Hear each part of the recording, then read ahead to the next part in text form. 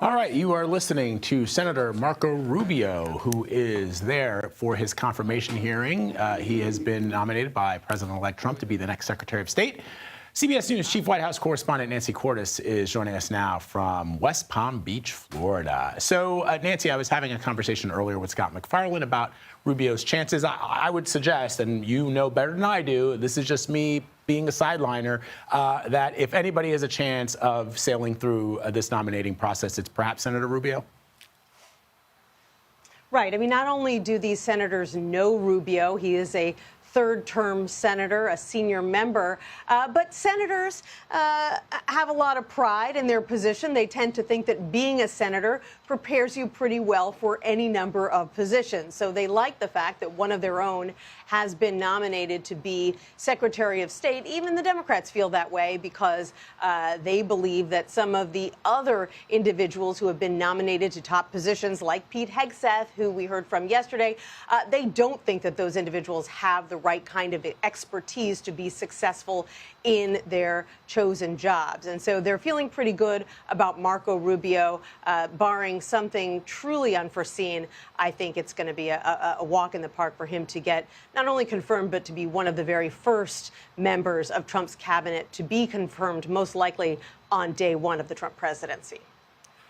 So let me ask you, Nancy, about what we saw yesterday with regards to Pete Hegseth, who's been nominated as defense secretary. Right. It does seem like he's headed for an approval, even though Democrats really sort of sounded the clarion call over the allegations of his extramarital affairs, some of the drinking that people have suggested, have alleged that he's taken a part in. But I read something interesting in Politico, and I want to get your take on it today, which is that it seems as if the people who appear on cable news, all the pundits who are always chattering about this and that, and sort of the WWE aspect of politics in Washington, are certainly pointing to what was talked about yesterday at Hegseth's confirmation hearing, because it makes for great cable television, but there might be missing the boat on Tulsi Gabbard, who has some real issues that even some Republicans have problems with, and that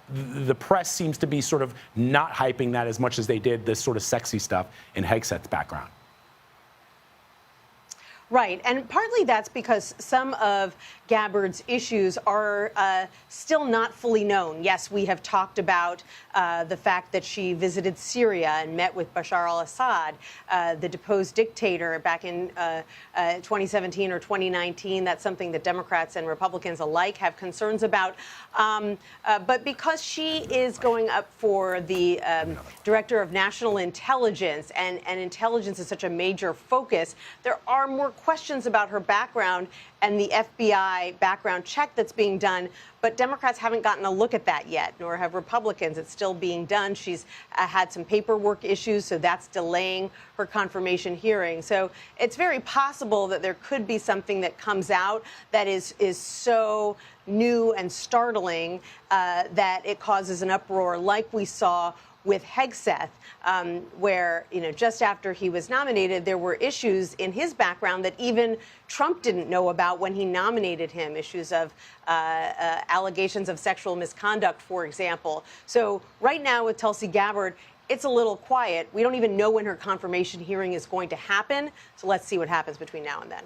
Yeah, it's an excellent point. And really quickly, Nancy, just before you go, do we know if she's met with both Republican and Democrat senators? Because I know yesterday during the confirmations for Hegseth, almost all the Democrats seemed to indicate that he had not met with them, even though they had requested that he meet with them. What are we knowing, or what are we hearing about if Gabbard is meeting with some of these folks on both sides of the aisle? Right. That was a real sticking point. Gabbard has met with some Democrats, most notably Mark Warner, who is the lead Democrat on the Senate Intelligence Committee. That is important because she'll be going before the Intelligence Committee for her confirmation hearing.